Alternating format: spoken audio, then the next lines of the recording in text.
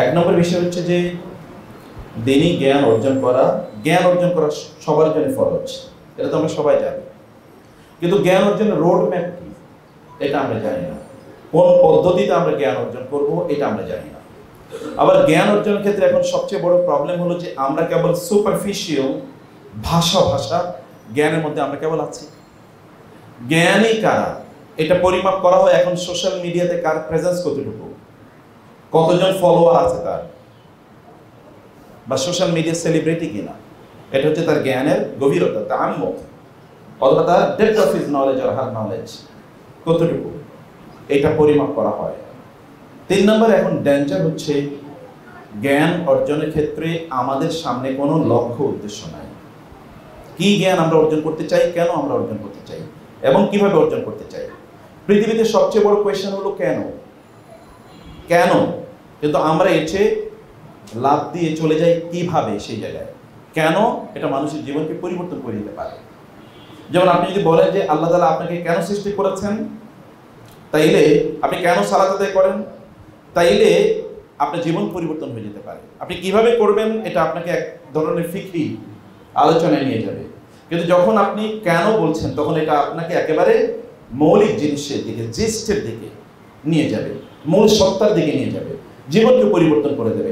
আল্লাহ সুবহানাহু ওয়া তাআলা আমাদেরকে সে কেন কথা বলেছেন, কেন তিনি আমাদেরকে জানতে বলেছেন। কেন তোমাদেরকে সৃষ্টি করেছি বলো, কেন তোমাদেরকে সৃষ্টি করেছি, তখন আপনি উত্তর পাবেন ইল্লা লিয়াবুদুন, কেবলমাত্র ইবাদত করার জন্য, তার ইবাদত করার জন্য। মানে এরকম আপনি অনেক প্রশ্নের উত্তর পেয়ে যাবেন। আপনি যদি বলেন যে আপনি কেন জ্ঞান অর্জন করতে চান, তাইলে আপনার কাছে স্পষ্ট হয়ে যাবে যে আপনার রোড ম্যাপটা কি, এটা স্পষ্ট হয়ে যাবে আপনার কাছে। এখানে যেহেতু এসএসসি এবং দাখিলের শিক্ষার্থীরা যারা উত্তীর্ণ হয়েছেন তারা আছেন, আমি দুই ফ্রন্টে একটু কথা বলতে চাই।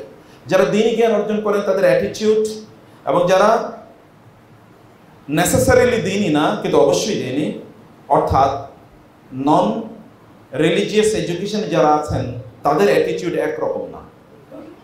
যেমন ধরুন দ্বীনি জ্ঞান অর্জন করার জন্য ডক্টর আব্দুল্লাহ সালাফি হাফেজাহুল্লাহ উস্তাদ বলে গিয়েছেন যে দ্বীনি জ্ঞান অর্জন করার জন্য আপনার ইখলাস লাগবে। এটা খুবই গুরুত্বপূর্ণ। দ্বীনি জ্ঞান অর্জন যদি ইখলাস ছাড়া হয় তাহলে তো এটা জাহান্নামের কারণ হতে পারে। আউয়ালু মান ইউসজারু বিহি আন-নার, যাদেরকে দিয়ে জাহান্নামের আগুন উদ্বোধন করা হবে।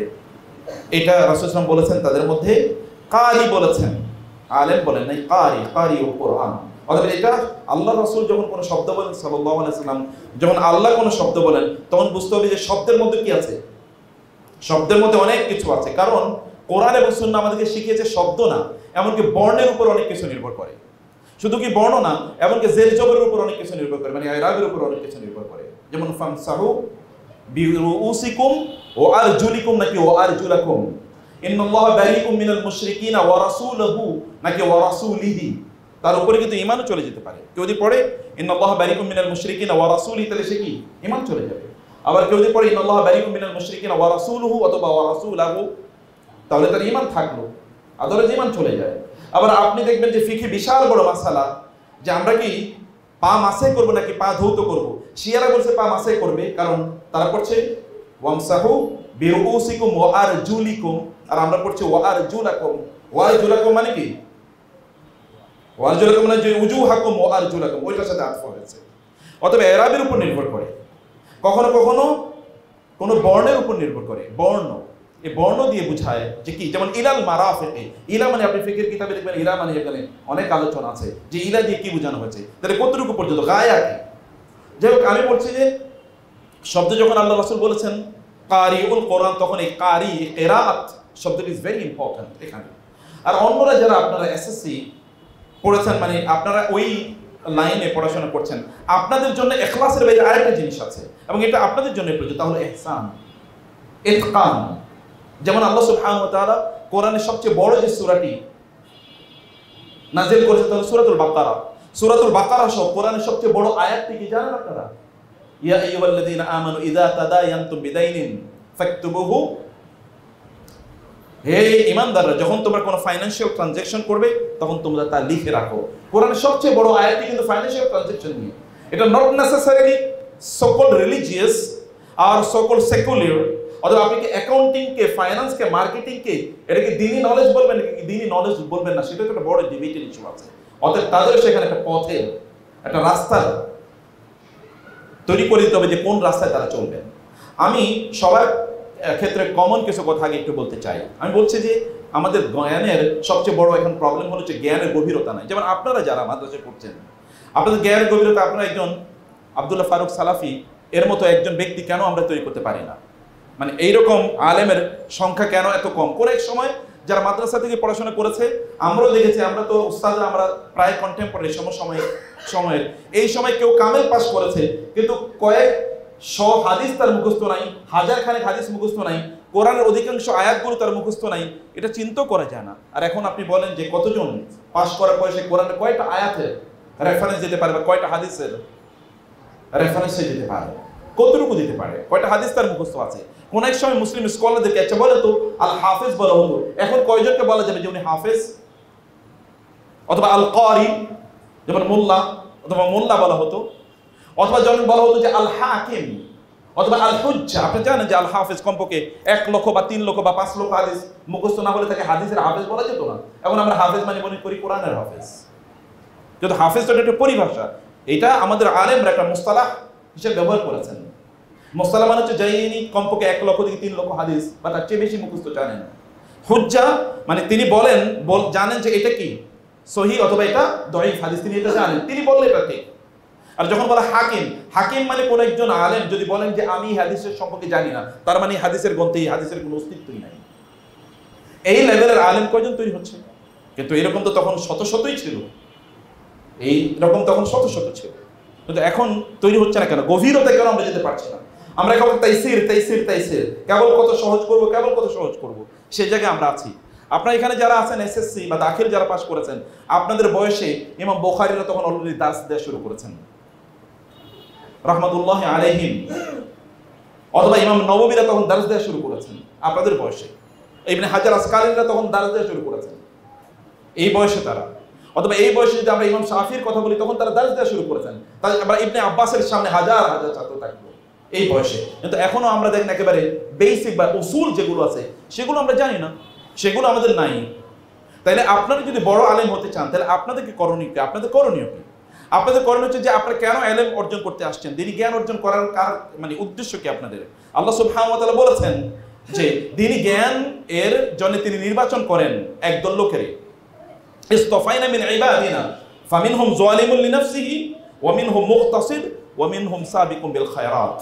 দ্বীনি জ্ঞান অর্জন করার মাধ্যমে একদল লোক তারা জুলুম করছে তাদের নিজেদের উপর, দ্বীনি জ্ঞান অর্জন করার পর আরেকদল লোক তারা মুকতাসিদ মধ্যমপন্থী, ওয়া আরেকদল সাবিকুম বিল খায়রাত।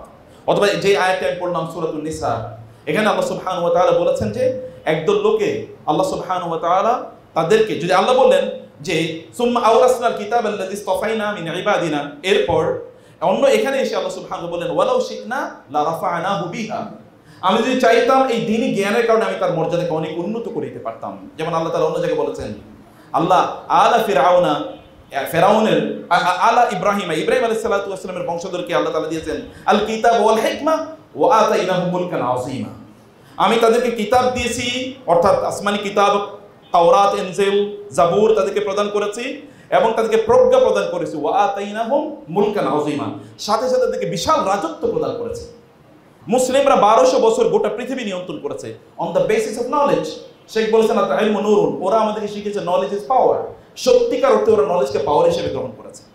আপনারা যারা এই এসএসসিতে যারা পড়েছেন, আপনারা এরপরে এইচএসসি পড়বেন, আপনারা এরপরে ইউনিভার্সিটিতে যাবেন, গিয়ে দেখেন তো কাদের বই আপনারা পড়ছেন। আপনি ম্যাথমেটিক্সের বই পড়বেন, একজন মুসলমান লিখেছে নাকি ম্যাথমেটিক্সের বই? আমাদের শেখ বলেছেন যে মুসলমানরা আলজেব্রা অথবা ধরেন আলগরিদম, যেটাকে বলা হয় আলগরিদম, আল খাওয়ারিজম, তার নামে আলগরিদম নামে আলাদা শাস্ত্রই ডেভেলপ করেছে। তার বইয়ের উপর ভিত্তি করে আলজেব্রা, কিতাবুল জাবর ওয়াল মুকাবালা ডেভেলপ করেছে। কিন্তু এখনকার মুসলমানরা কই? এখন বিজ্ঞানের কয়টা বই? আপনি বলেন তো বিজ্ঞানের কয়টা বই মুসলমানদের হাতে লেখা? আপনি সায়েন্সে পড়েন, আপনি বিজ্ঞানের ফিজিক্স, কেমিস্ট্রি, বায়োলজি, অথবা আপনি যদি কম্পিউটার সায়েন্স আর ইলেকট্রিক্যাল ইঞ্জিনিয়ারিং অথবা সফটওয়্যার ইঞ্জিনিয়ারিং, যত branches of knowledge, science or টেকনোলজির নলেজ আছে, আপনি একটা জায়গায় গিয়ে দেখান তো একজন মুসলমানের লেখা বই। আই চ্যালেঞ্জ ইউ, কারণ আমি ইউনিভার্সিটিতে 25 বছর পড়াইছি, আমি একটাও দেখিনি মুসলমানদের লেখা, একটাও দেখিনি। তাহলে আমরা গেলাম কোথায়? এই জায়গায় আমরা নাই। হ্যাঁ, দিনই বই তো আর আমরা ছাড়া আর কে লিখবে, আর আমরা ছাড়া কে পড়বে? আমরা পড়ি। তাহলে বোঝা যাচ্ছে যে ওই জায়গায় আমরা পিছিয়ে আছি। নলেজের পাওয়ার যেটা, এটা ওরা দখল করে নিয়েছে। এখন আপনি মার্কেটিং বলতে, এখন আপনি মানে ফিলিপ কটলারের মার্কেটিং এর থিওরি আপনি বলেন, সে যা বলেছে। আপনি বিজনেসের থিওরি বলতে আপনি তাদের থিওরি বলেন, আপনি সায়েন্সের থিওরি বলে তাদের থিওরি বলেন, নিজের কোনো থিওরি নাই। আর আমাদের আলেমদের কথা বলছি, আলেমরা তো এখন, বা তোমরা আপনারা যারা পড়ছেন মাদ্রাসায়, আপনাদের লক্ষ্য কি বড় আলেম হওয়া কিনা? আপনাদের সামনে কি ইমাম বুখারী আছেন কিনা, বা ইমাম ইবনে তাইমিয়া আপনাদের সামনে আছেন কিনা, অথবা ইবনুল কাইয়িম আছেন কিনা আপনাদের সামনে, অথবা ধরুন আপনাদের সামনে আব্দুল্লাহ ইবনে আব্বাস রাদিয়াল্লাহু তাআলা আনহুম আজমাইন, এরা কি আপনাদের সামনে আছে? তাদেরকে রোল মডেল হিসেবে গ্রহণ করছেন, নাকি আমাদের মতো যারা সোশ্যাল মিডিয়াতে তাদেরকে বলেন না উনি বড় আলেম? আর এখন তো আমাদের ট্রেন্ড হচ্ছে কি, অনেক বড় খতিব হবে, বক্তা হবে, অনেক বড় ওয়াইজ হবে। ওয়াইজ হওয়া এখন আপনাদের সামনে বড় আলেম হওয়ার একটা মানদণ্ড হিসেবে ডেভেলপ করেছে, কিন্তু তা তো ছিল না কোনোদিন। এটা তো ছিল না। আপনি লক্ষ্য কি, উদ্দেশ্য কি? বড় আলেম হওয়ার জন্য আপনি কয়টা বই এর মধ্যে মুখস্থ করেছেন বলেন? আমরা তো বলেছি আমাদের সালাফরা তারা তো বইয়ের পরে বই মুখস্থ করেছেন। আপনার মেমোরিকে আপনি ধ্বংস করে দিয়েছেন, অথচ আপনাকে আল্লাহ সুবহানাহু ওয়া তাআলা এমন ক্ষমতা দিয়ে তৈরি করেছেন যে ওয়ালাউ শি'না লারাফা'নাহু বিহা ওয়ালাকিন্নাহু আখলাদা ইলাল আরদ ওয়াত্তাবা'a হাওয়াহু। সে জমিনকে, মাটিকে আঁকড়ে ধরেছে। তার জ্ঞান অর্জন একটাই উদ্দেশ্য, কিভাবে পপুলার হবে, কিভাবে সেলিব্রিটি হবে, কিভাবে পয়সা কামাই করবে, এগুলো তার সামনে একমাত্র লক্ষ্য এবং উদ্দেশ্য। এ কারণে সে সামনে এগোতে পারে নাই। ওয়াত্তাবা'a হাওয়াহু, তার মনে যা চেয়েছে তাই সে করেছে। ফামাসালুহু কামাসালিল কালব, তার উদাহরণ হচ্ছে কুকুরের উদাহরণের মতো। আল্লাহ বলেছেন ইন তাহমিল আলাইহি আলহাস আও তাতরুকুহু ইয়ালহাস, তুমি যদি তাকে ছেড়ে দাও তাহলে সে হাঁপাবে, যদি তার উপর বোঝা চাপিয়ে দাও তাহলে হাঁপাবে। সব অবস্থা একই অবস্থায় থাকে, কারণ এইরকম একটা আচরণ। অথবা আল্লাহ সুবহানাহু বলেছেন মাসালুল্লাযিনা হুম্মিলুত তাওরাতা সুম্মা লাম ইয়াহমিলুহা কামাসালিল হিমারি ইয়াহমিলু আসফারা, হিমারের মতো সে অনেক বোঝা তার নিজের উপর বহন করে চলছে, কিন্তু এটা তার নিজের মধ্যে ইম্প্যাক্ট তৈরি করে না, সমাজও ইম্প্যাক্ট তৈরি করতে একেবারেই পারে না। জ্ঞানের গভীরতায় আপনি কবে যাবেন? তাখাসসুস, আপনি মুতাখাসসিস কখন হবেন? আপনি দেখেন তো আমাদের সালাফরা এমন জ্ঞানের ব্রাঞ্চ, নলেজের এমন ব্রাঞ্চ তারা তৈরি করেছেন, মানব ইতিহাসের কোনো অস্তিত্ব নাই। ইলমুর রিজালের কথা এখন আমরা যারা আলোচনা করি, যদি ওই সময় যারা দিনের কথাবার্তা বলি, আমার কথা বলছি আমি, যদি ইলমুর রিজাল যদি আমার উপর প্রয়োগ করা হয়, তাহলে আমার একটা কথাও কারো শোনার মতো উপযুক্ত হবে না। কারণ ইলমুর রিজালের মানদণ্ডে আমি না। এই ইলমুর রিজাল তো মুসলমানরা ডেভেলপ করেছে। এরকম একটা উসুল নামে, এই যে প্রিন্সিপালস, এখন আপনার বিজনেসে পড়েন principles of business, principles of accounting, এগুলো তো মুসলমানদের আবিষ্কার। উসুলুল ফিকহ, উসুলুল হাদিস, উসুলুত তাফসীর, এগুলো তো মুসলমানদের আবিষ্কার। এখন আপনি ওই গভীরতা আপনি গিয়েছেন কিনা? আমরা তো গভীরতা না গিয়ে সুপারফিশিয়াল কিছু জিনিস নিয়ে, আমরা আর্টিফিশিয়াল কিছু জিনিস নিয়ে আমরা কি করি, বিতর্ক যেন করতে পারি, অথবা আমি অনেক কিছু জানি, এগুলোর মধ্যে কেবল সীমাবদ্ধ আমাদের ডিসকাশন। আমরা গভীরতায় ঢুকতে পেরেছি কিনা? আপনারা বলেন তো, এখানে যারা আছেন আপনাদের কোরআনের যারা এখন দাখিল করছেন, কোরআনের কতটুকু আপনি জানেন? আপনি বলেন আস-সামাদ মানে কি, আল ফালাক মানে কি বলেন? আমি সূরা শুধুমাত্র হাম্মালাতুল হাতাব মানে কি, আল হাতাব মানে কি বলেন আপনারা? আল কাউসার মানে কি বলেন? ওয়াইলুল লিকুল্লি হুমাযাতিল লুমাযা মানে কি? লুমাযা মানে কি? ইজা জুলজিলাতিল আরদু জিলজালা, জিলজাল মানে কি বলেন? এটা অ্যানালাইসিস করে কোথা থেকে এসেছে শব্দটি। এটা যদি আপনার তো গভীরতায় যদি আপনাকে যেতে হয়, তাহলে আপনাকে তার সাথে কানেক্টিভিটি ডেভেলপ করতে হবে। তাহলে আপনাকে ভালো করে বুঝতে হবে, ভালো করে আপনাকে জানতে হবে। আপনাকে মতনগুলো, হিফজুল মতনগুলো আপনাকে মুখস্থ করতে, ব্যাপক পরিমাণ। কয়টা বই আপনারা মুখস্থ করেন যারা আলেম হতে চান? কয়টা বই মুখস্থ করেছেন? এবং এই জায়গায় আপনার ধৈর্য কতটুকু, আপনার টাইম কোথায় যাচ্ছে, আপনি সময়কে কিভাবে ব্যবস্থাপনা করছেন? সালাফরা সময়কে কিভাবে ব্যবস্থাপনা করতো? আব্দুল্লাহ ইবনে সাল্লাম রাদিয়াল্লাহু তাআলা আনহু, রাবাই, যিনি ইসলাম গ্রহণ করেছেন, তাকে তিনি বললেন তার সময়টাকে তিনি তিনটা ভাগে বিভক্ত করতেন। একটা ভাগ for the acquisition of knowledge, জ্ঞান অর্জন করার জন্য। দ্বিতীয় ভাগ তিনি আল্লাহর ইবাদতে কাটাতেন। এবং তৃতীয় ভাগ তিনি কি করতেন? তার দুনিয়াবী বিভিন্ন কাজ, ঘুম অথবা অন্যান্য কাজ করতেন। আপনারা বলেন আল্লাহর ইবাদতে আপনাদের কতটুকু সময় কাটে? আমি জেনারেল যারা তাদের পরে আসি, যারা দ্বীনি জ্ঞান অর্জন করছেন, বলেন আল্লাহর ইবাদতে আপনার কতটুকু সময় কাটে? যার আল্লাহর ইবাদতে সময় কাটে না, তিনি বড় আলেম হবে এটা কিভাবে তিনি কল্পনা করেন কিভাবে? আল্লাহ সুবহানাহু ওয়া তাআলা মুসা আলাইহিস সালাতু ওয়াস সালামকে বললেন যান, ওইখানে যান, ওইখান থেকে আপনি কিছু শিখে আসেন। তিনি সেখানে গেলেন এবং ওয়াইস ক্বালা মুসা লিফাতাহু লা আবরাহু হাত্তা আবলুগা মাজমাআল বাহরাইনি আও আমদিয়া হুকুবা, সেখানে তিনি গেলেন, গিয়ে তারপরে তিনি তার কাছ থেকে জ্ঞান অর্জন করবেন। আল্লাহ তাআলা বললেন যে ফাওয়াজাদা আবদাম মিন ইবাদিনা আতাইনাহু রাহমাতাম মিন ইনদিনা ওয়া আল্লামনাহু মিন লাদুন্না ইলমা। ওনার কাজ ছিল, তিনি ছিলেন আবেদ, ইবাদত করতেন। আপনার ইবাদত আয-যুহদ, মানে ইবাদত আপনার লেভেল কতটুকু, ইবাদতের লেভেল, রাতে আপনি কতটুকু আল্লাহর সামনে দাঁড়িয়ে থাকেন। আল্লাহর সামনে যতটুকু আপনি দাঁড়াবেন ততটুকু আপনি জ্ঞানী হবেন, তার বেশি হবেন না। আল্লাহর সামনে দাঁড়ানোর পরিমাণ যত বাড়বে তত divine knowledge will descend upon you, তত জ্ঞান আপনার উপর বর্ষিত হতেই থাকবে। কানেক্টিভিটি আল্লাহর সাথে ডেভেলপ করতে হবে। আল্লাহ জ্ঞান দেবেন, জ্ঞান তো এটা আল্লাহ সুবহানাহু ওয়া তাআলা দিয়েছেন আদম আলাইহিস সালামকে, ওয়া আল্লামা আদম আল আসমাআ কুল্লাহা। এটা একই যে সব সময় সব জ্ঞান এটা অর্জন করা যায় না, বই পড়ে অর্জন করা যায় না। আপনারা যদি ইবনে তাইমিয়াদের গল্প শুনেন তাহলে দেখবেন বই পড়ে কতটুকু অর্জন করেছেন। ইমাম শাফি রাহমাতুল্লাহ একবার একজনের কাছে গিয়েছেন, সেখানে গিয়ে নতুন একটা বই দেখলেন, বলেন যে বইটা আমাকে একটু, কিতাবটা আমাকে, তখন তো কিতাব হাতে লেখা হতো, আমাকে একটু দেন। বলে এক রাতের জন্য দিতে পারি। বলে আচ্ছা ঠিক আছে। এক রাতের তিনি পড়ে তারপরে পরের দিন ফেরত দিয়ে গেছেন। এরপরে কয়েকদিন পরে তিনি একটা বই নিয়ে এসে ওই যার কাছ থেকে বইটা নিয়ে গেছেন তাকে বললেন যে দেখেন তো ওইটার সাথে এটা মিলে কিনা। দেখলো যে হুবহু মিলে গিয়েছে। তিনি ওইটা ওই এক রাতে পড়ে মুখস্থ করে এরপরে ফেরত দিয়ে ওইটা আবার লিখেও দিয়েছেন তিনি। নলেজ কি এমনিই তৈরি হয়েছে তার? এমনিই তৈরি হয় নাই। ইমাম বুখারী রাহমাহুল্লাহ তার বয়স যখন 10 বা 12 তখন তিনি 70,000 হাদিস including the name of the narrator's কিভাবে মুখস্থ করেছেন? এটা এমনিই তৈরি হয় নাই। নিশ্চয়ই তাদের হয়তো তিনি ছোট, তার সেখানে জ্ঞানের অর্জনের জন্য তার হয়তো ডিভিশনের লেভেল আপনি খুঁজে পাবেন না, কিন্তু তার মার তো ছিল। তার মা তো রাতের তাহাজ্জুদের পর আল্লাহর কাছে দোয়া করতেন, আমার ছেলেটাকে আল্লাহ তোমার দিনের জন্য কবুল করে নাও। ইবনে তাইমিয়ার বাবারা যখন এখানে ক্রুসেড শুরু হয়ে যায়, তখন তার বাবা মুসল থেকে, ইরাক থেকে দামেস্কের দিকে যখন হিজরত করে যান, তখন সব ফেলে গিয়েছেন, কেবল ছেলেকে সামনে রেখে 8টা উট ভর্তি কেবল কিতাব নিয়ে গেছেন। কারণ তিনি স্বপ্ন দেখতেন, কল্পনা করতেন আমার ছেলে একজন বড় আলেম হবে। বাবার ডিভোশন তো সেখানে আছে, তারপরে সন্তানদের ডিভোশন। ইবনুল কাইয়্যিম বলেছেন যে আমাদের যখন একটু ডিমোটিভেটেড ফিল করতাম তখন উস্তাদের কাছে যেতাম, তখন তিনি কারাগারে বন্দী। সকালবেলা ওনার কাছে যেতাম, দুপুর পর্যন্ত উনি ব্যস্ত থাকতেন। কারণ দুপুর পর্যন্ত তিনি তাসবিহ তাহলিল করতেন, তিনি কোরআন তেলাওয়াত করতেন, তাসবিহ তাহলিল করতেন দুপুর পর্যন্ত তিনি তাসবিহ। ইবনু শেখ মোহাম্মদ বিন সালেহ আল হুসাইন রাহিমাহুল্লাহ, তার এক ছাত্র, আমি তার সেদিন একটা আলোচনা শুনছিলাম, তিনি বলেছেন আমরা আমাদের শেখের সাথে দেখা করতে যেতাম নামাজের সময়, কিন্তু উনি যখন তার বাসা থেকে মসজিদ পর্যন্ত 8 থেকে 10 কিলোমিটার রাস্তা, এতটুকু রাস্তায় তার সাথে কথা বলা যেত না, এটা নিষিদ্ধ ছিল, নতুন ছাত্ররা জানতো না। এই কারণে তারা কথা বলতে চাইতো, আমরা বলতাম না, শেখের সাথে এই সময় কথা বলা যায় না, কারণ মসজিদের এতটুকু রাস্তায় তিনি কেবল তাসবিহ তাহলিল করতেন। এবং মসজিদে যখন মসজিদে উঠবেন তার 1 বা 2 মিনিট কিছু কথা বলা যেত। এরপরে থেকে যখন ফিরে আসতেন তখন তার সাথে কথা বলা যেত, তখন কোনো ব্যাপার ছিল না। আরেকজন শেখের কথা আমি এই সময়ের লেজেন্ডারি ইসলামিক স্কলার, আমরা যখন ইসলামিক স্কলার বলি, সরি এই শব্দটা আলেমদের সাথে যায় না, একজন লেজেন্ডারি আলেম, তার ব্যাপারে তারই এক ছাত্র বললেন যে আমি শুক্রবারে তার সাথে গাড়িতে উঠলাম, আমরা আসছি জেদ্দায়, মদিনা থেকে জেদ্দার দিকে আমরা আসবো। পুরোটা রাস্তায় তিনি কেবলমাত্র দুরূদ পড়েছেন, একটা কথাও বলেন। আলেম কি এমনিই তৈরি হয় নাকি? আপনার ডিভোশন, আপনার দিনদারি কতটুকু, দিনদারি লেভেল কতটুকু? আপনি সেজদায় লুটিয়ে পড়েছেন, আপনি জানেন না? সেজদায় লুটিয়ে পড়লে এখানকার ব্লাড সার্কুলেশন বাড়ে, তখন সেখানে জ্ঞানের প্রবণতা বাড়ে। আপনি বলবেন অন্যদের জ্ঞানের কথা আমরা বলি না, আমি তো দ্বীনি জ্ঞানের কথা বলছি। দ্বীনি জ্ঞান তো আমানত, এটা দ্বীনি জ্ঞান। আল্লাহ ইয়ারফাউল্লাহু আল্লাযীনা আমানু মিনকুম ওয়াল্লাযীনা উতুল ইলমা দারাজাত ইউতিল হিকমাতা মান ইয়াশা ওয়া মান ইউতাল হিকমাতা ফাকাদ উতিয়া খায়রান কাসীরা। আল্লাহ তাআলা যাকে দেবেন তাকে তো আল্লাহ মর্যাদাবান করবেন। এই মর্যাদা ইন্নামা ইয়াখশাল্লাহ, ইন্নামা এটা হাসর, আদাতুল হাসর, ইন্নামা কেবলি। আপনারা তো জানেন ইন্নামা মানে কি, কেবলি মানে এটা আর কারোর জন্য প্রযোজ্য না।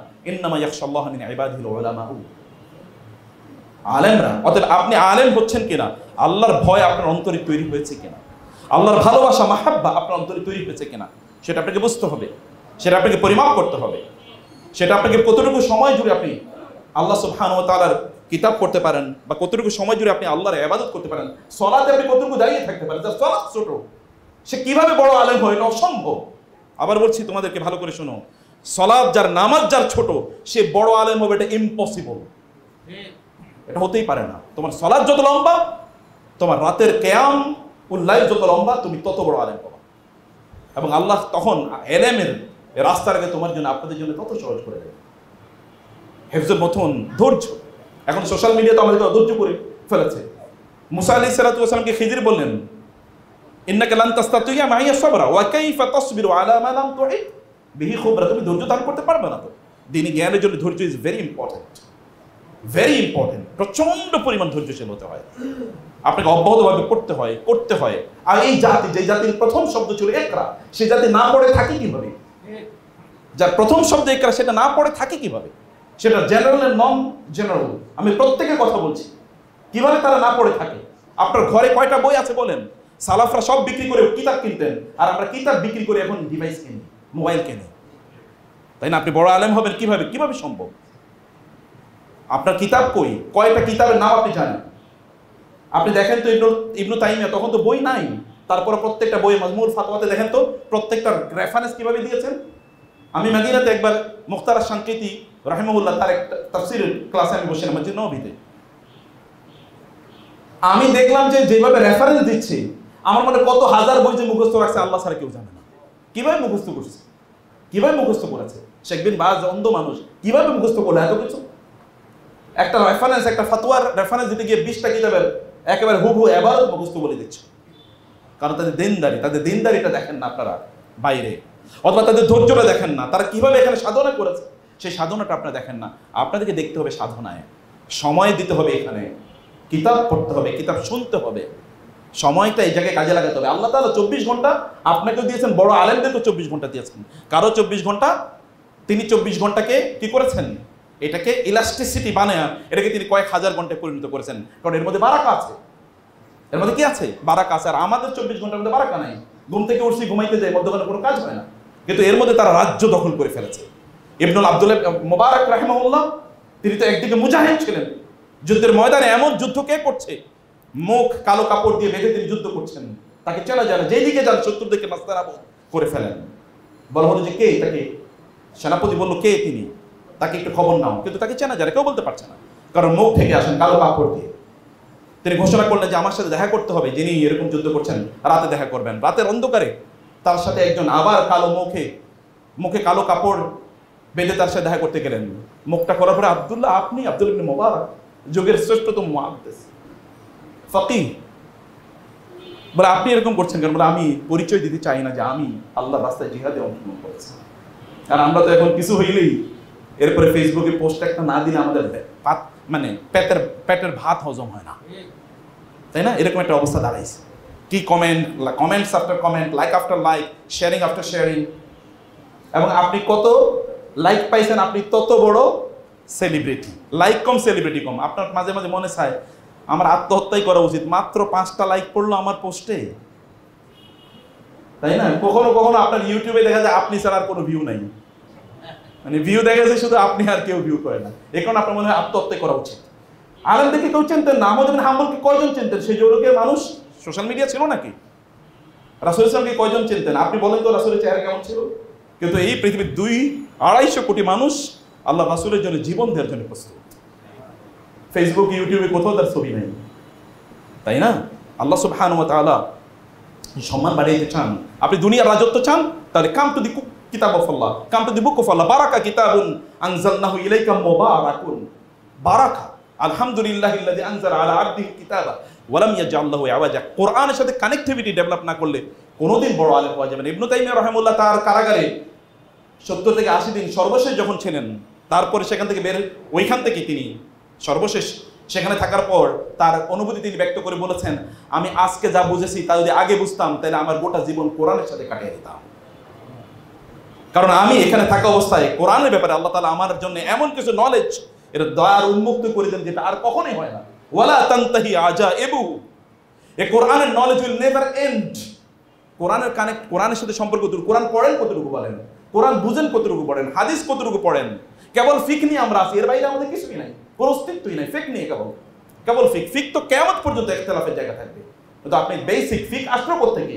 সে মাদার সোর্সের সাথে সম্পর্ক না থাকলে আপনি কেমনে অর্জন করবেন জ্ঞান? এই যে আলেমরা জ্ঞান অর্জন করার জন্য আপনাকে প্রথমে প্রাইমারি জ্ঞান অর্জন করেন, তারপরে সেকেন্ডারি লেভেলে যান, তারপরে আপনি থার্ড লেভেলে যান। আমরা তো এখন প্রথমেই একেবারে থার্ড লেভেলে চলে যেতেছি। এই কারণে প্রাইমারি অর্জন যখন হয় না তখন আর বুঝি না। জ্ঞানকে সূত্র দিয়ে আবদ্ধ করতে হয়, উসুল দিয়ে আবদ্ধ করতে হয়। উসুল কয়জন পড়েছেন বলেন? আমি জানি না। এখন তো মাদ্রাসা ছাত্র থেকে উসুলের কথা বললে ওরা বলে উসুল আবার কি, খায় না মাথায় দেয়। উসুল বুঝেই না। উসুলের কয়টা গ্রন্থের নাম আপনারা জানেন? উসুল ছাড়া তিনি কিভাবে আলেম হবেন? মানে উসুল ছাড়া তিনি আলেম হবেন কিভাবে? এটা কি সম্ভব? উসুল ছাড়া আলেম হওয়া উসুলের কয়টা বই পড়েছেন? আমাদের মনে আছে আমি যখন আমার মানে নিজের গল্প বলছি না, আমি যখন দাখিলে পড়ি তখন আলেমের উসুলের বই পড়ছি এবং উস্তাদের কাছে নিয়ে গেলাম এটা অর্থ বুঝান, বলেন যে তুমি তো দাখিলে পড়ো, তুমি উসুলুল শাসি পড়বা। আমি বললাম না, উসুলুল শাসি যেমন চলবে না, এরপর একটা পড়া। এই যে মাশাআল্লাহ দেখছেন, আল ইতকান ফি উলুমিল কোরআন। তো এটা আচ্ছা, উসুলুল ঈমান কি? এটা উসুলুল ঈমান না? জি, উসুল ঈমান মানে আপনাকে উসুল পড়তে হবে, সেটা ঈমানের উসুল অথবা যদি হাদিসের উসুল, ফিকহের উসুল। উসুল না পড়লে কোনো উপায় নাই। উসুল না পড়লে আপনি উল্টাপাল্টা বুঝবেন, আপনি জ্ঞানকে আপনি ইয়ে করতে পারবেন না। আলেমরা কিসের উপর ভিত্তি করে তারা এই বক্তব্য দিয়েছেন তা আপনাকে বুঝতে হবে। সম্মানিত ভাইরা আমার, বোনেরা আমার, জ্ঞান অর্জনের জন্য স্তরগুলো তৈরি করেন। এখন কোন স্তরে আপনার পড়বেন? আমাদের সিলেবাস শেখ বলে গেছে যে সিলেবাস না, জাতীয় পর্যায়ে এটা একটা বিপর্যয়, জাতীয় পর্যায়ে একটা বিপর্যয়। এখন বলা হয় মাদ্রাসা, আলিয়া মাদ্রাসাগুলো বন্ধ করে দেওয়া দরকার, কারণ এখান থেকে আলেম তৈরি হচ্ছে না। তো কোত্থেকে আলেম তৈরি হচ্ছে সেটাও তো বলতো। আমি তো কোথাও দেখি না, আলেম তৈরি হচ্ছে আপনার বলেন ইংলিশ মিডিয়াম স্কুলে একটা ছেলে প্লে নার্সারিতে পড়ে একটা বাচ্চা, তারপরে ইংলিশে কথা বলে, আর কামেল পাস করার পরে অথবা দাওরা পাস করার পরে কেন একটা লাইন আরবিতে বলতে পারে না? প্রবলেমটা কোথায়? প্রবলেমটা মেথোডোলজিতে প্রবলেম, এখানে পদ্ধতিগত প্রবলেম আছে। এই পদ্ধতিটা এখানে তৈরি করা হয়নি। এখানে কেবল ওই যে তেনা পেছানোর মতো এক কাহিনী আছে, এর বাইরে আর কোনো কিছুই নেই। তো আপনাদেরকে যেটা বলছি যে আপনাদেরকে আপনার আলেম হতে হলে আপনাদেরকে সাধনায় নামতে হবে। আমাদের সালাফদের তারা কিভাবে সময়টাকে কাজে লাগিয়েছেন দেখেন। আপনি ছোট নিয়ে কেন, ইন্নাল্লাহ ইউহিব্বু মাআলিয়াল উমুর ওয়া ইয়াকরাহু সাফসাফাহা। আল্লাহ সুবহানাহু ওয়া তাআলা চান লোকেরা অনেক মর্যাদাবান হোক, অনেক উন্নত স্বপ্ন তাদের সাথে। আল হিম্মাতুল উলিয়া, উলুল হিম্মা, বিশাল স্বপ্ন তাদের থাকুক। এরকম স্বপ্নওয়ালা স্বপ্নবাজ লোকদেরকে আল্লাহ পছন্দ করে। রাসূল সাল্লাল্লাহু আলাইহি ওয়াসাল্লাম যখন মক্কায় ইসলাম প্রচার করা শুরু করলেন, দিন দাওয়াত দেওয়া শুরু করলেন, তখন তার সামনে কে আছে? তার স্ত্রী প্রথম ইসলাম গ্রহণ করেছে, তার বন্ধু আবু বকর রাদিয়াল্লাহু তাআলা দ্বিতীয়, এবং তার চাচাতো ভাই আলী ইবনে আবি তালেব, এবং তার পালক পুত্র এবং তার কৃতদাস যায়েদ ইবনে হারেসা রাদিয়াল্লাহু তাআলা, এরাই তো প্রথম ইসলাম গ্রহণ করেছে। কে জানতো আজকের এই আল হাদিস লাইব্রেরির আয়োজনে এখানে ইয়াং জেনারেশন এসে ইসলামের কথা শুনবে? এরকম হাজার হাজার আল্লাহ রাসূল জানতেন, কারণ তার স্বপ্ন ছিল এটা, লিইউযহিরাহু আলাদ দীন কুল্লি, গোটা পৃথিবীর উপর ইসলামকে বিজয়ী করার জন্য আল্লাহ রাসূল এসেছেন এবং তিনি সেটি করেছেনই। তিনি কি কথা বলেন নাই? যেমন একটা অবস্থা দাঁড়াবে, যখন তিনি বলেছিলেন একজন সাহাবীকে লক্ষ্য করে যে তিনি ইসলাম গ্রহণ করেছেন, বলেছেন এমন একটা সময় দাঁড়াবে যখন ওই যে থেকে হাদারা মাউত থেকে পর্যন্ত একজন নারী, তিনি রাতের অন্ধকারে দিনের আলোতে তিনি চলতে থাকবেন, কেউ তার দিকে তাকাবে না। কি স্বপ্ন! এবং তাই বাস্তবে ঘটেছে। তিনি যখন খন্দকের যুদ্ধে ওই পরীক্ষা খননের সময় যখন বিশাল বড় পাথর কেউ ভাঙতে পারছিলেন না, তিনি লোহা দিয়ে আঘাত করছিলেন আর বলছেন সাতুফতাহুল কুসতানতানিয়া অথবা সাতুফতাহু সানআ অথবা ইয়েমেন অথবা এই জায়গাগুলো অচিরেই তোমরা বিজয় করবে। তখনও মুসলমানরা তাদের অস্তিত্বের সংকটে আছে। কি বিশাল স্বপ্ন! এই স্বপ্নই পরবর্তীতে মুসলমানদেরকে কি করেছে? তাদেরকে গোটা পৃথিবী নিয়ন্ত্রণ করতে তাদেরকে সাহায্য করেছে। অতএব আপনাদেরকে স্বপ্নবাজ হওয়া, অনেক বড় প্ল্যান সামনে রাখেন, সেভাবে আপনাদের সময়গুলোকে নিয়ন্ত্রণ করেন, প্রচুর পরিমাণ পড়েন, রিড। কিন্তু সিলেক্টিভ রিডিং। কি পড়বেন আপনি? পড়ার সময় কোনটা কখন পড়বেন? ছোট বাচ্চা, দুগ্ধপুষ্য একটা বাচ্চাকে যদি এখনই ওটের মাংস দেওয়া হয় অথবা খাসির মাংস দেওয়া হয়, তাহলে ওর পেট খারাপ হয়ে ডায়রিয়া হবে নাকি? অতএব আপনাকে জানতে হবে যে আপনার লেভেলটা কি। আপনি রাসূলের সিরা জানেন না, যদি কোনো আলেম রাসূলের সিরা A to Z মুখস্থ না জানে, এমনকি শুধু সিরাই না, রাসূল ইসলামের আগমনের সময় আরবের তৎকালীন অবস্থা কি ছিল তিনি যদি না জানে, তাহলে তিনি আলেমই হতে পারবেন না। রাসূলের সিরা ছাড়া ইসলাম কিভাবে বুঝবে তিনি? সিরা, তার সিরার মধ্যে গোটা ইসলাম। এবং কোরআন বুঝতে হলে আপনাকে রাসূলের সিরা জানতে হবে, আদরে আপনি বুঝবেন না।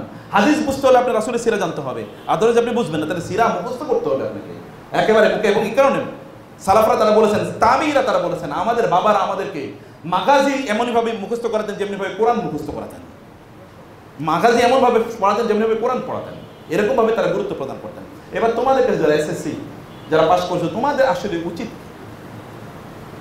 আল্লাহ সুবহানাহু ওয়া তাআলা ইন্নাল্লাহা কাতাবাল ইহসানা আলা কুল্লি শাই, আল্লাহ তাআলা আমাদের উপর প্রত্যেকটা কাজ আমরা যখন করি এটা সর্বোত্তম পদ্ধতিতে করা আল্লাহ আমাদের জন্য ফরজ করে দিয়েছেন। ইসলাম কোনোদিন কোনো কাজকে হাফ ডান, ইমপারফেক্ট কোনো জিনিসকে ইসলাম পছন্দ করে না। ইন্নাল্লাহা ইউহিব্বুল আবদা ইযা আমিলা আমালান ইউতকিনাহু। আল্লাহ তাআলা যখন কাউকে ভালোবাসেন তখন আল্লাহ সুবহানাহু তাকে ইতকান প্রদান করেন, এবং আল্লাহ চান কোনো মানুষ যখন কোনো কাজ করে তখন ইতকানের সাথে করুক। ইতকান মানে হচ্ছে এটা পারফেকশনের সাথে করুক, সর্বোত্তম হিউম্যানলি পসিবল যতটুকু পারফেকশন আছে ততটুকু পারফেকশনের সাথে করো। তোমরা বলছে শেখ বলছেন আমাদের ডাক্তারদেরকে নিয়ে প্রবলেম, আচ্ছা তোমরা কেন একজন ইবনে সিনা হতে পারো না? মানে আমি যদি বলি এখনকার the father of medical science, কেন তোমরা সেরকম হতে পারো না? কেন তুমি স্বপ্ন দেখতে পারো যে আমি পৃথিবীর সবচেয়ে দামি হার্ট স্পেশালিস্ট হবো? কেন তুমি এটা হতে পারো? এটা তো একটা দাওয়াত। ইসলাম দাওয়াতের মাধ্যমে এই আমাদের মতো এরকম হালাকা অথবা ইত্যাদির মাধ্যমে যত না প্রসারিত হয়েছে তার চেয়ে কম কোনোভাবে প্রসারিত হয় নাই বণিকদের মাধ্যমে, ব্যবসায়ীদের মাধ্যমে। যেখানে আফ্রিকাতে ব্যবসায়ীরা ইসলাম প্রচার করেছে, আফ্রিকাতে, গোটা আফ্রিকা, এবং আমাদের এই অঞ্চলেতে ইসলাম ব্যবসায়ীরা নিয়ে এসছে। ব্যবসায়ীদের সংস্পর্শে যখন অন্যরা আসলো তখন কি হলো? তখন দেখলো অন্যরা ওই ব্যবসায়ীর কাছে গেলে তো আমি ধরা খাই, আমি চিটেড হই, প্রতারিত হই, আর এই মুসলমান ব্যবসায়ীর কাছে গেলে আমি সবচেয়ে ভালো জিনিস পাই, সবচেয়ে ন্যায্য মূল্যে আমি পাই। অতএব ওর এই আদর্শ পেল কোথায়? এই আদর্শ পেল কোথায়? জার্মানিতে একবার দুজন কাপল, মানে ছেলে এবং মেয়ে, তারা ওইখানে পড়াশোনা করতে গেছে ইউনিভার্সিটিতে, তারা বিয়ে করেছে, তারা একটা ফ্ল্যাট বাসা ভাড়া নিতে গেল। তো বাসা ভাড়া নিতে গিয়েছে, তখন ওই বাসার মালিক একজন বৃদ্ধা মহিলা, তিনি বলেন তোমরা কে? বলে এইরকম এরকম। তোমাদের আইডেন্টি? আমরা মুসলমান। না, তোমাদের কাছে ভাড়া যাবো না। বলে কি? বলে তোমাদের টাইপের এরকম একবার একদল ভাড়া নিয়ে এরপরে ভাড়া না দিয়ে চলে গেছে। বলে আমরা এরকম না, আমরা ভাড়া দেবো। তো বলো যে আচ্ছা ঠিক আছে। এখন তারা থাকেন এখানে, তারা যখন কোনো ভালো কিছু রান্না করেন তখন এই বৃদ্ধা নারীর জন্য নিয়ে যান। একবার খুবই সুন্দর রান্না করলেন তাদের কোনো একটা উপলক্ষে, এই রান্না খাবারটা ওই বৃদ্ধা নারীর জন্য নিয়ে গেলেন। দরজা টোকা দিলেন, কে? আমরা এই যে উপরে তলায় থাকি। আচ্ছা কেন এসছো? আমরা একটু আজকে ভালো রান্না করেছি, আপনার জন্য নিয়ে এসছি। আসো আসো। বলো কি? হ্যাঁ। আর তোমরা নিয়ে এসো, আমি তো তোমাদের কোনো আত্মীয় না, রিলেটিভ না, এরকম কিছু না। বলো না, আমাদের নবী আমাদেরকে শিখিয়েছেন যে আমরা যেন আমাদের রান্না যখন করি একটু ঝোল বেশি দিই, প্রয়োজনে আমরা প্রতিবেশীকে যেন একটু দিতে পারি। বলে বলো কি? আসো আসো, তোমার নবীর একটু গল্প শোনো, আসো তোমাদের নবীর গল্প শোনো। আমার মেয়ে এই বিল্ডিং এর 6 তলায় থাকে, গত 1 বছর আমার সাথে দেখা করে না, আর তুমি আমার জন্য রান্না করে নিয়ে এসছো এবং তোমার নবীর গল্প বলো। নবীর গল্প বলার পর এই নারী, বৃদ্ধা নারী, তিনি পরে তাদেরকে বিদায় দিচ্ছেন, কেঁদে কেঁদে বলছেন তোমাদেরকে একটা নসিহত করি বাবারা, তোমাদের এই নবীরে কোনোদিন ভুলো না, তোমাদের এই নবীরে কোনোদিন ভুলো না। নবীর সুন্নাহ যদি আপনাদের শরীরে থাকে তাহলে তো মানে সুবাতাস চারিদিকে ছড়িয়ে পড়বে। পারফিউম আর নতুন করে ব্যবহার করা লাগবে না, এটাই পারফিউম, সুন্নাহই পারফিউম। মানুষ মৌচাকের দিকে যেমনিভাবে মৌমাছিগুলো আকর্ষিত হয়ে আসে, এরকম মানুষ আকর্ষিত হয়ে আসবে আপনাদের কাছে। তোমরা এরকম ভালো হও, তুমি তোমার ফিল্ডে গ্রেট ফিজিসিস্ট হও, গ্রেট কেমিস্ট হও, গ্রেট বায়োলজিস্ট হও, অথবা তুমি গ্রেট সায়েন্টিস্ট হও, গ্রেট মানে প্রোগ্রামার হও। আমি যে বলি আপনি যেই কাজটাই করেন, যেমন কন্টেন্ট ক্রিয়েটর, যারা ইউটিউবার, অথবা যারা ধরেন এই যে এডিটিং যারা কাজ করেন, আপনি এমন এডিটিং কেন করেন না যে হলিউড অথবা ডালিউড বা বলিউড ওরা বলবে আরে এ তো দেখি আমাদের চেয়ে বেশি উত্তম সুন্দরভাবে কাজটা করেছে, অতএব ওরা থেকে শিখলো, কিভাবে শিখলো, তখন আপনাদেরকে ফলো করবে। এখন তো আপনি ডিজনি চ্যানেলকে অনুসরণ করেন, কারণ আপনি কেন ওটা তৈরি করতে পারলেন না? আপনার লেভেল অফ এডিটিং কেন ওই পর্যায়ে গেল না? এটা তো একটা দাওয়াতি প্রসেস। দাওয়াত কি কেবল দিনই কথা বলেই মানুষ করে? তার আখলাকের মাধ্যমে দাওয়াত দেয় না? কুনু দুআতান ইলাল্লাহি ওয়া আনতুম সামিতুন বিআখলাকিকুম। আলাপ সালাফরা বলতেন তোমাদের চরিত্রের মাধ্যমে মানুষকে তোমরা দিন শেখো। তুমি একজন ভালো, কেন আমাদেরকে বলতে হবে? তুমি কেন এরকম হতে পারলে না যে উনি দিনদার একজন ডাক্তার, অতএব তার কাছে গেলে আমরা ভালো চিকিৎসা পাবো? তুমি যখন তোমার কাছে প্রচুর পরিমাণ লোক যাবে তখন তুমি 2 মিনিট তাকে নাসিহা করলে, ভাই আমি চিকিৎসা কেবল করতে পারি কিন্তু ভালো করার আমি মালিক না, ভালো করার মালিক আল্লাহ। আপনি আল্লাহর কাছে বলেন, আল্লাহর কাছে চান। আমাকে সেদিন গত 3-4 দিন আগে এক ডক্টর, আমার খুবই ঘনিষ্ঠ ডক্টর, ফ্যামিলি ডক্টর মতো, আমার খুব ঘনিষ্ঠ বন্ধুর মতো, উনি বললেন স্যার এমন একটা ঘটনা ঘটেছে কি, অ্যাকচুয়ালি ইয়াংম্যান একেবারে বাইক অ্যাক্সিডেন্ট করছে আমার কাছে এসে অপারেশনের জন্য। তিনি হচ্ছেন ওই যে পঙ্গুটা কি বলে এটাকে, ওই যে হ্যাঁ অর্থোপেডিক্স। তো বলে যে আমার কাছে এসছে, আসার পরে আমি ওর তাকে দেখলাম হাতে বালা, প্যান্টটা হচ্ছে কি শর্ট প্যান্ট, শর্ট পরে এসছে ইত্যকান। আমি ভাবলাম সুযোগ পাইছি অপারেশন করতে পারবো, ওখানে খুব কোমল হৃদয় রয়েছে। আমি বললাম যে বাবা তুমি এরকম কেন? বলো তো এরকম এরকমই যে এই লাইফস্টাইল, এটা কি বলো তো ভদ্র মানুষের লাইফস্টাইল? তুমি তোমার আজকে মারা যেতে পারতে, তাহলে কি হতো বলো তো তোমার অবস্থা? বলে আমি তাকে নাসিহা করলাম এবং তাকে চিকিৎসা করে ছেড়ে দিলাম। 20 দিন পরেও আমার সাথে দেখা করতে আসলো। আমি ওকে চিনতে পারিনি। বলে স্যার আমাকে চিনতে পেরেছেন? বলে না। বলে ওই যে আমি ওই ছেলেটা যাকে আপনি নসিহা করেছেন ও। বলে তোমার দাঁড়িয়ে তো বড় হলো কি হবে? বলে আপনার এখান থেকে বের হওয়ার পর আমি সিদ্ধান্ত নিয়েছি আমি এখন ভালো হয়ে যাবো। দাওয়াত কেবলমাত্র মাদ্রাস কোরআন হাদিস পড়লেই দাওয়াত দেয়া যায়, এর বাইরে দেয়া যায় না। কে বলেছে আপনাদেরকে? দাওয়াত এভাবেও দেয়া যায়, দাওয়াত এভাবেও দেয়া যায়। অর্থাৎ তোমরা তোমাদের ফিল্ডে ভালো করো, সবচেয়ে ভালো করো, মানুষরা তোমাদেরকে দেখে অবাক হোক যে মুসলমান এরকম করেছে। যেমন এখনো ইউরোপিয়ানরা, ওদের মধ্যে যারা অনেস্ট, তারা এখনো বলে আমরা মুসলমানদের কাছ থেকে সায়েন্স অ্যান্ড টেকনোলজি শিখেছি, আমরা বিজ্ঞান শিখেছি মুসলমানদের কাছে, ওরা অ্যাকনলেজ করে। মরিস বুখাইরি কোরআনের একটা আয়াত দেখেই তো, যখন ফেরাউনের লাশ সেখানে পাঠানো হলো ফ্রান্সে, যে এটা আসলে কার লাশ, তখন ওইখানে লাশের মধ্যে কি পাওয়া গেল, একটু পানির মানে লবণাক্ত পানির একটু মানে ইয়ে পাওয়া গেছে, ছাপ পাওয়া গেছে। এটা যখন ওইখানে আরো এক দুইজন তার সাথেই অ্যাসোসিয়েটেড রিসার্চার ছিল, তারা বলে যে আমাদের কোরআনে তো এরকম ফেরাউন নীল নদী মারা যাবে এবং তাকে আল ইয়াউমা নুনাজ্জিকা বিবাদানিকা লিতাকুনা লিমান খালফাকা আয়া, এরকম তার ব্যাপারে বলা হয়েছে। এখানে যেহেতু সমুদ্রের লবণাক্ত পানির ইয়া পাওয়া গেছে, নিশ্চয়ই ওটা বলে তাই নাকি। এখন কোরআন স্টাডি করার পরে এখন তিনি কি, তিনি ইসলাম গ্রহণ করেছেন। আর কিং ফাহাদের, বাদশাহ ফাহাদের তিনি কি ছিলেন, পার্সোনাল মেডিকেল ডক্টর তিনি ছিলেন। আপনি দেখেন না, মানে আপনি চাইলে you can do many many things. তোমরা কেবলমাত্র আফসোস করার কোনো কারণ নেই। অনেকে আফসোস করে, হারে মাদ্রাসায় পড়লাম না, জীবনটাই শেষ করে দিলাম। অনেকে আমাদের কাছে এসে বলে যে ভুল করছি, এখন মাদ্রাসায় পড়বো। তুমি কি করছো বলে, ইউনিভার্সিটিতে ভর্তি হয়েছে, এখন মাদ্রাসায় এসে পড়তো। আমি বলি don't do it, it will set a bad example. অন্যান্যরা তাদের সন্তানরা দিনদার হলে তখন তারা ভয় পাবে। ও তো একটু নামাজ পড়লেই তো এরপরে কি ও সব ছাড়িয়ে এরপরে আবার মাদ্রাসায় গিয়ে আলিফ বাতাসা পড়া শুরু করবে। সেটা করার দরকার কি? বেসিক নলেজ অর্জন করো, বেসিক নলেজ অর্জন করা ফরজ, কিন্তু ডিপার নলেজ অর্জন করা প্রত্যেকের জন্য ফরজ না। ফালাউলা নাফারা মিন কুল্লি ফিরকাতিন মিনহুম তায়েফাতুন, তায়েফা লিয়াতাফাক্কাহু, গভীর জ্ঞান অর্জন করা একটা তায়েফা এর কাজ। তায়েফা মানে সার্টেন গ্রুপ অফ পিপল। কিন্তু তোমাদের গভীর মূল জ্ঞান তোমাদের অর্জন করা লাগবে, এরপরে তোমরা মিশনারি মানুষ হও। তুমি যাই করো মিশনারি করো। এবং আপনাদেরকে যা বলছি, আপনাদেরকেও যা বলছি, মিশনারি হন। জ্ঞান অর্জনের ভাষা জ্ঞান অর্জন করে লাভ নাই, এটা ভাষার যোগ না। ভাষা জ্ঞান অর্জন করে লাভ নাই। এভাবে সময় নষ্ট না করে গভীর জ্ঞান কীভাবে অর্জন করা যায় সেই দিকে আপনারা ব্রত হন, সেই দিকে আপনাদের সময় কাটান। এবং বেশি সময় কাটান কোরআনের সাথে, বেশি সময় কাটান হাদিসের সাথে। নাদ্দারাল্লাহু আবদান সামিআ মাকালাতি, হাদিস পড়লে তো এমনি চেহারা কি হয়ে যায়, উজ্জ্বল হয়ে যায়। রাসূলের দোয়া, এটা কোনোভাবে কোনো টার্গেট মিস হতে পারে, কিন্তু আল্লাহ রাসূলের দোয়া কি মিস হবে? নাদ্দারাল্লাহু আবদান, আল্লাহ তার চেহারাকে আলোকিত করুক, উজ্জ্বল করুক, যে আমার কথা শুনেছে, মুখস্থ করেছে, সংরক্ষণ করেছে এবং এটা অন্যের কাছে পৌঁছে দিয়েছে। অনেস্টি, ক্যারেক্টার, চরিত্র। একজন চরিত্রবান মানুষ হাজার দায়ের চেয়ে অনেক অনেক শক্তিশালী, যে দায়ের মধ্যে ক্যারেক্টার নাই।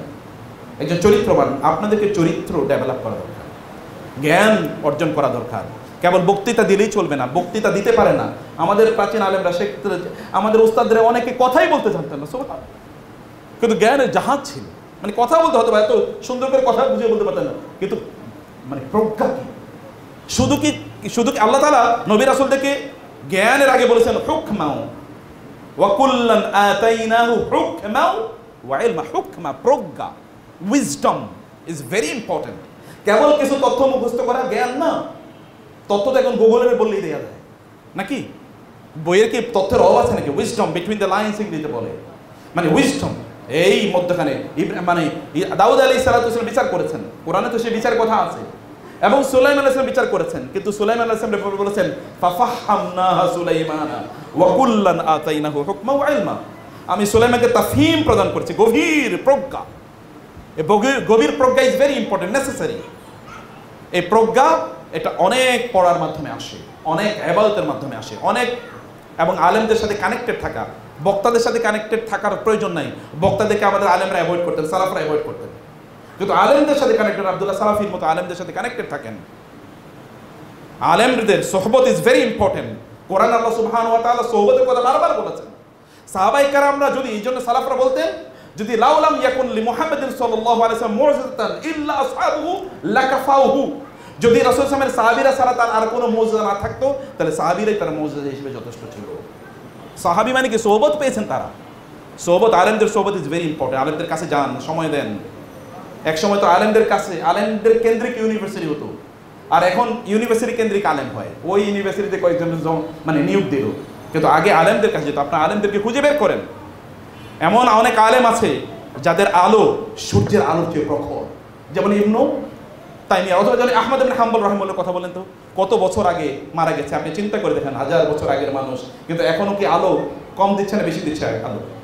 আলোকে আগের চেয়ে কম দিচ্ছে না বেশি দিচ্ছে? আলো আগের চেয়ে আরো বেশি দিচ্ছে। Every rate is exponentially is expanding. এমন অনেক আলেম আছে যাদের দ্যুতি লোকালয়ে না, ওই অঞ্চল ছাড়িয়ে গোটা বিশ্বের বিভিন্ন দ্বারে প্রান্তে ছড়িয়ে পড়ে। মোমবাতির কাছে যাওয়া লাভ নাই, সূর্যের কাছে যান। সূর্য আপনাকে আলোকিত করবে এবং আপনাকে আলোকিতই কেবলমাত্র করবে না, আপনি আলো ছড়াতে পারেন এরকম দেবে, যেমন চাঁদ সূর্য থেকে ধার নেয় আলো দিয়ে, এরপরে আমাদেরকে রাত্রে আলোকিত করে। ঠিক আছে, বারাকাল্লাহ ফিকুম, জাযাকুমুল্লাহ খায়ের।